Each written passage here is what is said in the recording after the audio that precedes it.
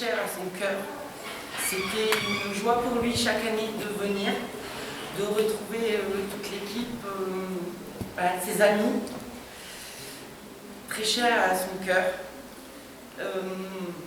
Annie aussi, au début. Je pense à elle, il aurait tous les deux d'ailleurs à nous regarder ce soir. Et puis la deuxième raison, c'est parce que c'est grâce au Dionysie que j'ai eu le bonheur de rencontrer Claude et de faire un bout de chemin avec lui. J'ai été comblée, vraiment. Donc, pour moi, les Dionysies, c'est un peu particulier. Voilà, donc je suis ravie. Et puis, je sais qu'il est là quelque part. Je sais qu'il doit être très heureux d'ailleurs, parce que Claude, il aime bien quand même quand on parlait de lui. Donc je pense qu'il doit être très content et il doit bien rigoler voilà, d'où il est. Peut-être juste là. Et merci mille fois. Merci à toi, Nathalie, d'être là, à chaque fois. Alors, mais pour moi aussi, c'est très émouvant de faire cet hommage. Parce qu'évidemment, comme on est Claude depuis des décennies, c'est le cas de le dire. Quand j'ai créé la compagnie d'Arciel, il y a une vingtaine d'années, la première pièce que j'ai jouée, ça a été Le corps inutile de Claude, avec Claude et Nathalie dans la salle. Et depuis, donc ça fait plus de 10 ans, et depuis, à quasiment tous les événements que j'ai faits, vous étiez là tous les deux.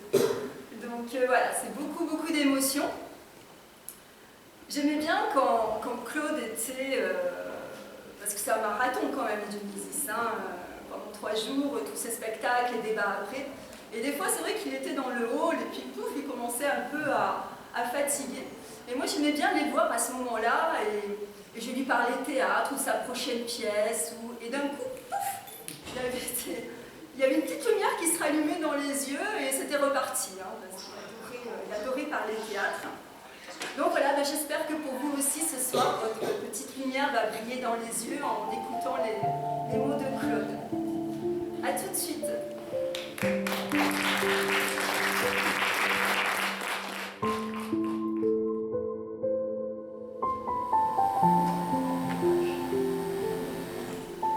Alors, moi, quand je pense à Claude, je pense petit déjeuner.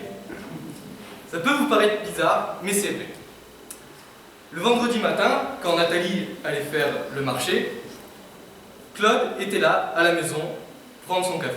Du coup, le matin, moi, quand j'allais au collège, le vendredi, que je descendais, prenais mon bol, m'installais au bar de la cuisine, Claude était là, avec sa tasse de café devant lui, et ma mère.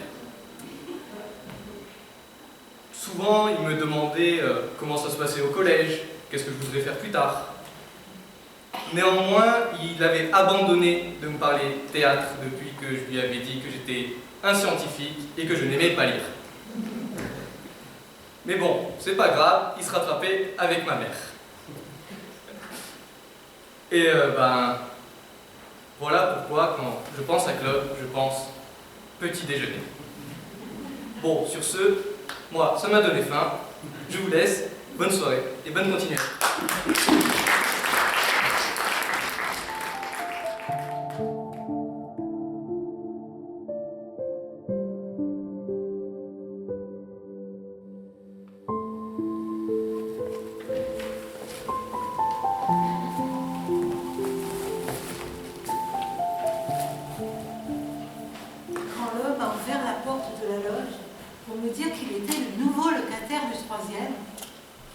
J'ai compris ce que j'attendais. C'était lui.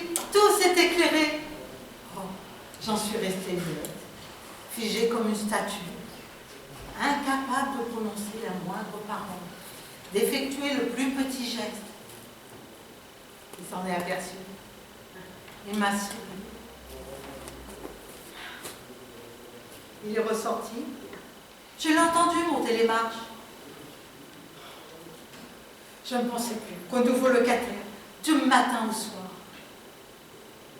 Quand elle passait à la loge, sous un prétexte quelconque, je bafouillais. je me trouvais gourd. Mais il ne m'en tenait pas rigueur. Au contraire, ça l'amusait. Il disait que j'étais comme un rayon de soleil dans la grisaille de la vie. Ou d'autres trucs comme ça. Des paroles qui m'affoulaient complètement. J'ai appris très vite qu'il était écrivain. Sans doute pour cela qu'il avait de belles formules, comme celle du rayon de soleil. Je n'avais rien lu de lui. D'ailleurs, je n'ai pratiquement jamais lu de roman. À la maison, on ne lisait pas. Du temps perdu, disait mon père. Mais à l'école, le livre m'ennuyait. Un moment, j'ai eu envie d'aller acheter un de ses livres. Je n'ai pas osé. J'ai eu peur d'être encore plus intimidée quand je le croiserai.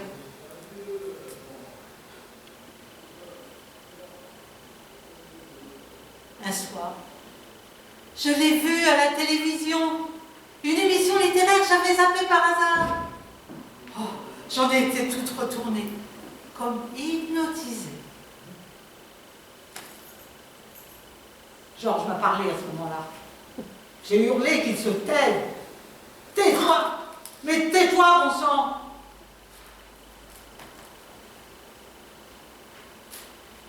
Il écrivait dans son appartement. Il sortait rarement, mais il avait beaucoup de visites. Quand il s'agissait d'une femme, et qui arrivait le soir sans qu'elle soit redescendue, c'était l'enfer pour moi. Je ne dormais pas avant de l'avoir entendue ressortir. Mais souvent, elle restait toute la nuit. Alors, je devenais complètement hystérique, prête à tout. L'envie de monter avec un couteau, de les massacrer, le lit couvert de sang, pour effacer d'autres traces plus insupportables pour moi. Très vite, je me suis rendu compte qu'il changeait très souvent de compagne.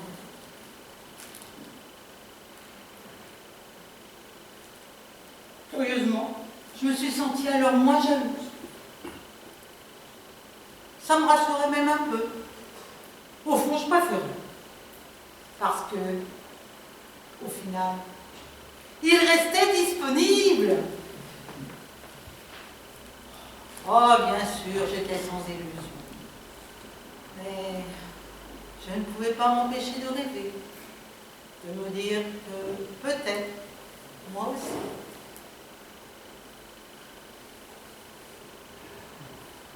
J'ai fait un mariage de raison. On fait toujours des conneries quand on fait les choses raisonnablement. Il faudrait laisser parler son instinct, faire ce qu'on a envie de faire. Oh, moi, j'avais trop d'envie. Ça me donnait le vertige. J'ai préféré renoncer à tout. J'ai épousé Georges. Et puis, le miracle s'est produit. Je ne sais plus quel prétexte le nouveau locataire a pris pour que je monte chez lui. Un après-midi ensoleillé. La fenêtre de sa chambre donnait sur la cour. Oh, les oiseaux faisaient un sacré raffut.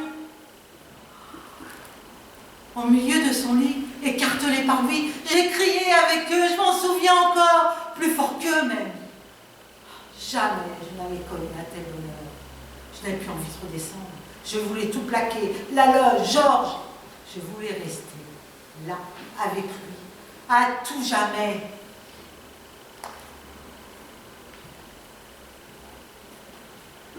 Mais j'ai très vite compris qu'il ne voyait pas du tout les choses comme ça. Pour lui, ce n'était qu'une aventure, une simple aventure. Même pas question de me garder une nuit, au moins comme les autres. Je n'ai pas insisté. Je ne l'ai pas supplié. Ce n'est pas le genre de type à marcher dans ce genre de truc. Je me suis rhabillée. Il n'a pas bougé. Il m'a laissé partir, sans un geste, sans un bruit. Je n'existais plus. Je suis remontée, descendue comme une automate. J'avais envie de me tuer.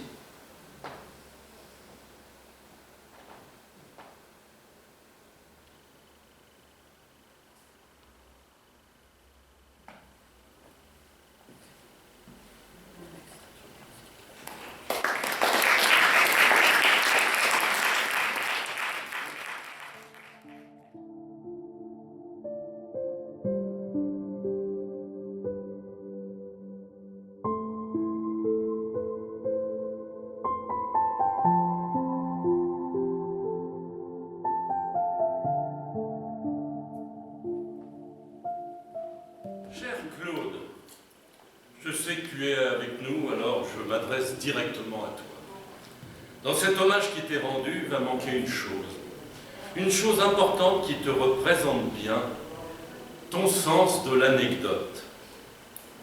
On pouvait aborder n'importe quel sujet, la culture du potiron en Ardèche, le détournement du chemin de Compostelle, la disparition d'une planète, le changement d'heure dans l'hémisphère sud, ou la pêche au harpon chez les Amérindiens. Tu écoutais d'abord celui qui lançait le sujet, et tu finissais toujours par prendre la parole en disant « Eh bien, je vais vous raconter une anecdote ». Et parfois ça avait rapport avec le sujet, et parfois pas du tout.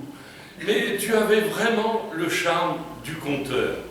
Avec toi, l'achat d'une entrecôte chez le boucher devenait une expédition en Amazonie. Tu enjolivais, tu digressais, tu racontais la vie du boucher, de la bouchère, de la caissière, du commis et même de la clientèle. Tu racontais le couteau qui tranche la viande, qui saigne la viande, les tripes qui fleurent le mou pour le chat, les abats pour le chien, le gras qui rissole dans la poêle et qui donnera meilleur goût à ton entrecôte. Bref, c'était épique et tout le monde applaudissait. Oui, Claude, je sais, tu aimerais intervenir, mais aujourd'hui, c'est moi qui parle. C'est nous qui parlons pour toi, d'ailleurs.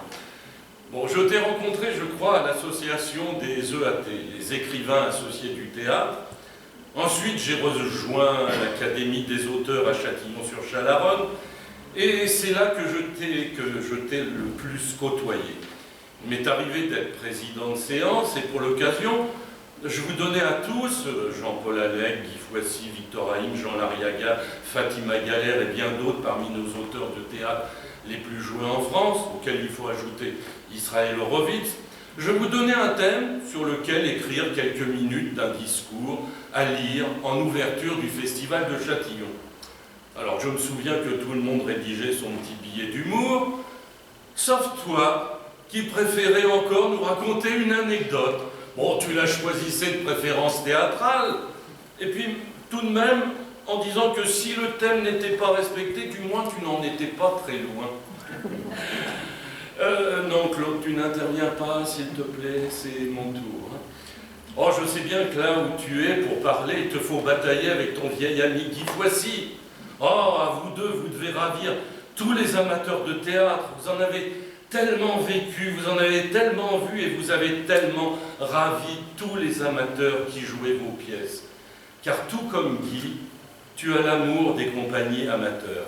Ce n'est pas pour rien que tu es devenu parrain du festival de Pertuis et que tu venais chaque année découvrir des nouvelles créations, de nouvelles troupes, de nouveaux talents. Et dans les échanges de fin de représentation, tu prenais un grand plaisir à questionner les compagnies sur leur parcours, leur création. Et s'ils avaient eu le malheur de jouer une de mes pièces, tu disais « ce n'est pas ce que vous avez fait de mieux hein. ». C'était une taquinerie amicale que je comprenais et que j'admettais, car je n'oubliais pas que tu m'avais fait inviter ici en tant qu'auteur, même pour t'accompagner, partager ses bonheurs et suivre ton exemple.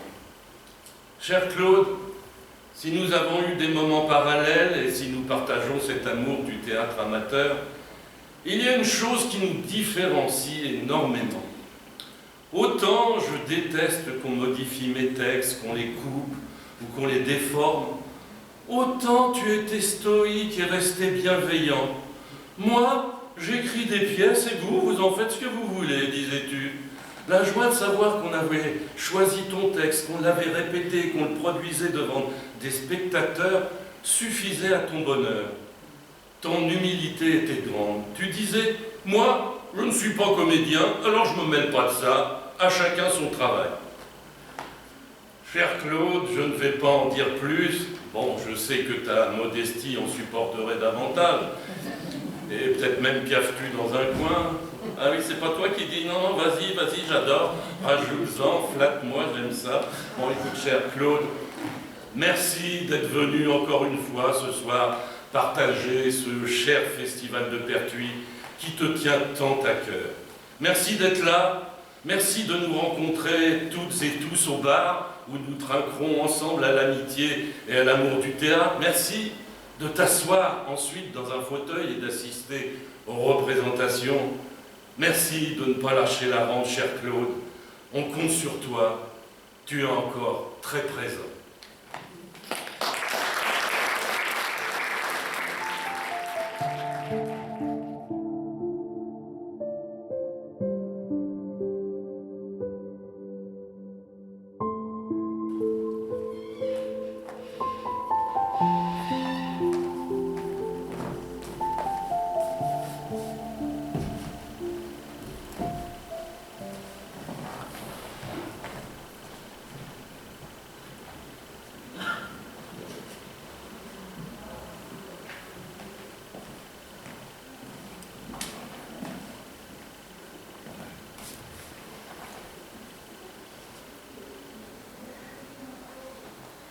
Oui, je me rendais ici, tous les soirs, à 6 heures précises, sur ce même banc.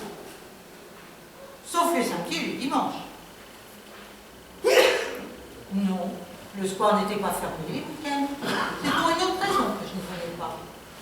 Mais tous les autres soirs de la semaine, du lundi au vendredi, oh ça oui, j'étais là. Jamais une absence. Et ça, jusqu'à l'heure de la fermeture. Pas une minute après. Maintenant, hélas, ces minutes sont perdues. Perdues à jamais. Aussi, ce sont d'autres minutes que je viens chercher. Des minutes dont je ne sais pas vraiment de quoi elles seront faites, mais qui me sont devenues nécessaires, indispensables même, auxquelles je me raccroche pour ne pas devenir complètement folle, pour ne pas me mettre à hurler comme une bête.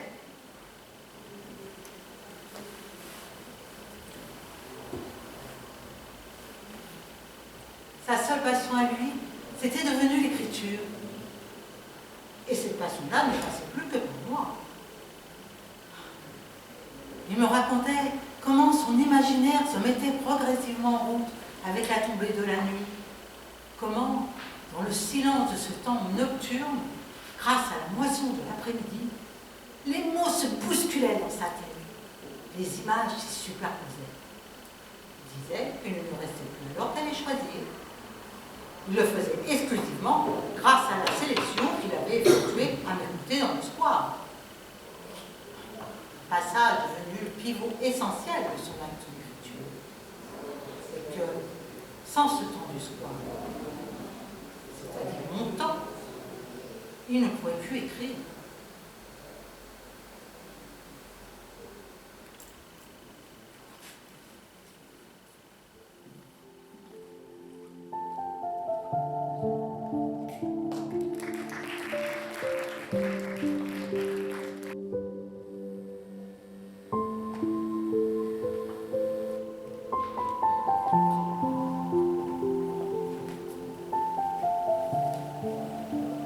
Bonsoir à toutes.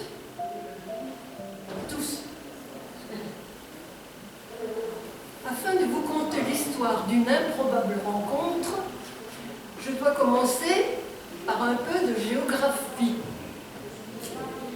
Dans l'est de la France se trouvent du nord au sud deux petits massifs montagneux, les Vosges et le Jura, séparés par un trou, passage de la ligne Paris-Bâle, et que l'on appelle la trouée de Belfort.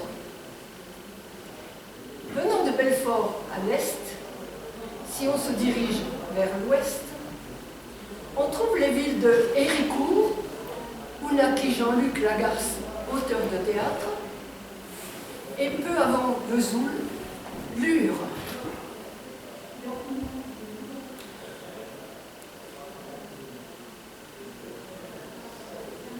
En cette fin juillet, au début des années 60, il y fait une chaleur accablante. 36 degrés le jour, 35 la nuit, on étouffe, on espère la pluie. À la caserne de Lure, un jeune médecin parisien, effectuant son service militaire, a été envoyé aux troupes pour avoir un peu trop contesté les ordres. Et que faire au mitard, à moins que l'on écrive? Pendant ce temps, un bon matin, une jeune maman, manquant d'accoucher dans la voiture, arrive à toute allure à la maternité de Lure. Impossible rencontre entre ces deux personnages. Mais le destin est un petit malin.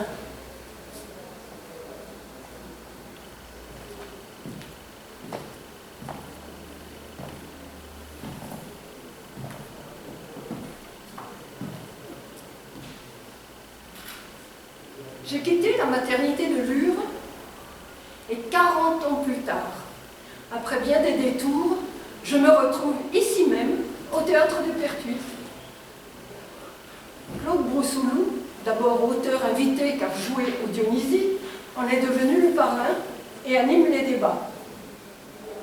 Cette année-là, avec Annie Magnol et d'autres, nous jouons sous la direction de Chantal Linizan une pièce de Jean-Luc Lagarce intitulée « J'étais dans ma maison et j'attendais que la pluie vienne ». Question lors du débat.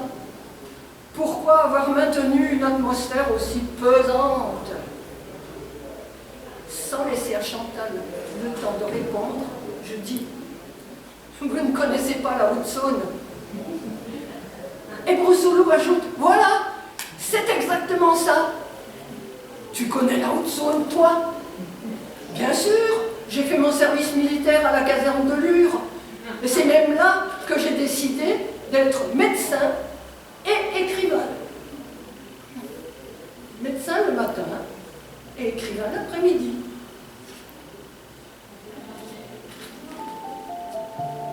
À toi qui aujourd'hui nous écoutes derrière la porte. Chapeau, Claude. Et merci.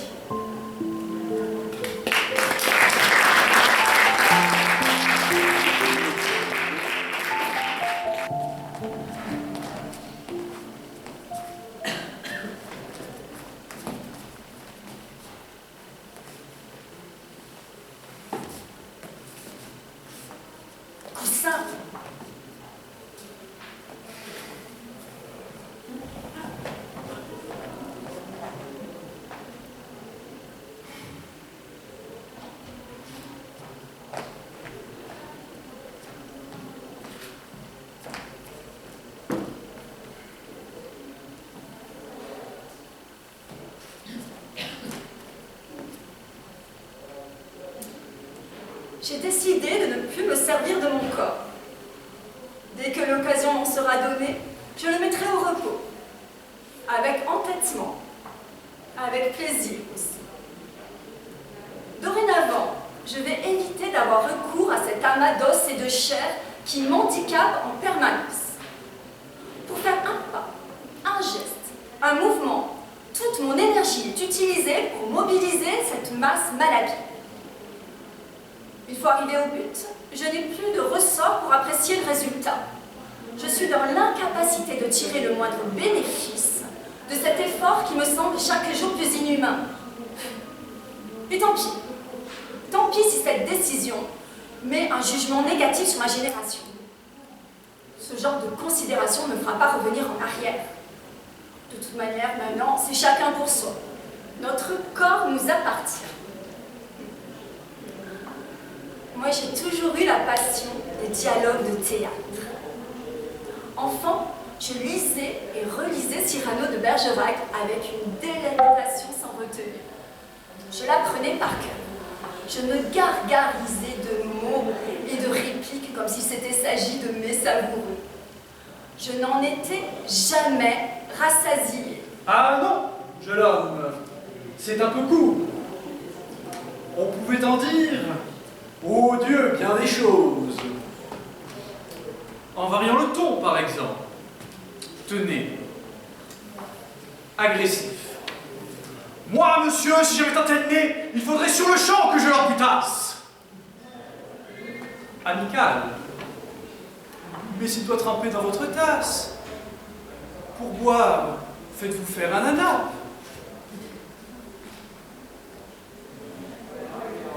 Descriptif.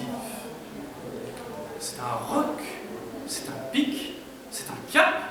Que dis-je? C'est un cap? C'est une péninsule.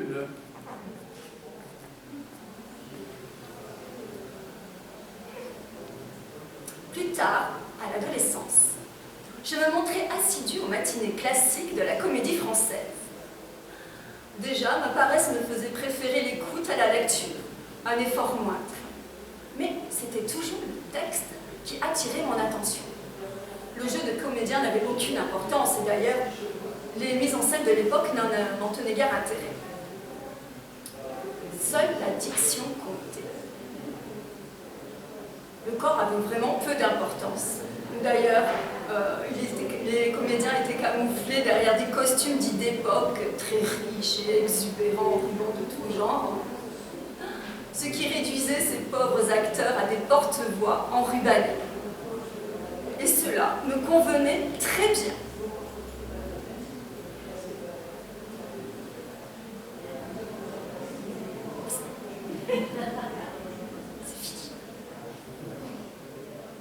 T'as fini ton sketch? Oui, je viens de le dire. C'est bon, tu peux le lever tout seul. Ah non, mais c'est pas cool, vous auriez pu moi le faire sortir. Oh.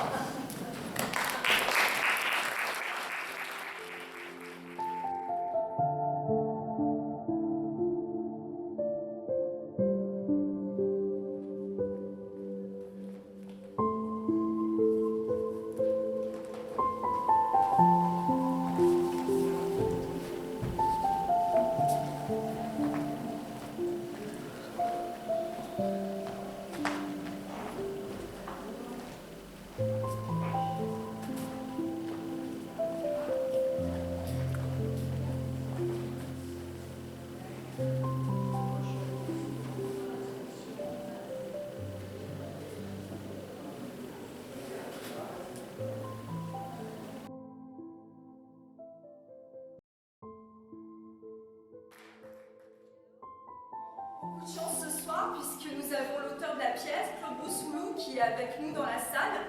Et je vais lui demander de venir nous rejoindre. Si Michel veut bien éclairer un peu plus... Voilà. Claude, s'il te plaît. C'est trop risqué.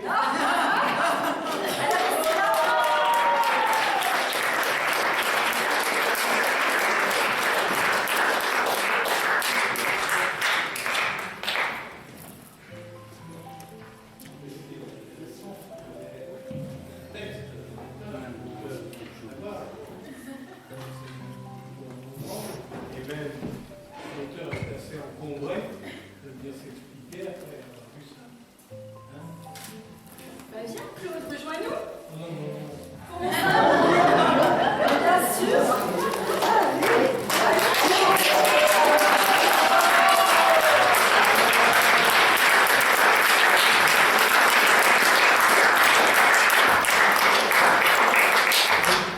On m'a demandé ce que j'aimais et ce que je n'aimais pas.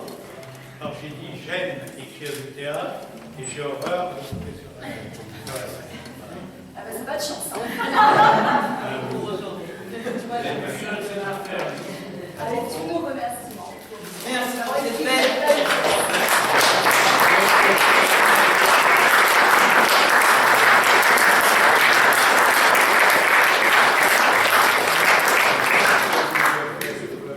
En tout cas, remarque que tu mets un banc entre nous. T'es pas tranquille. Et il est même 6 heures du soir. Et toujours avec un banc entre nous.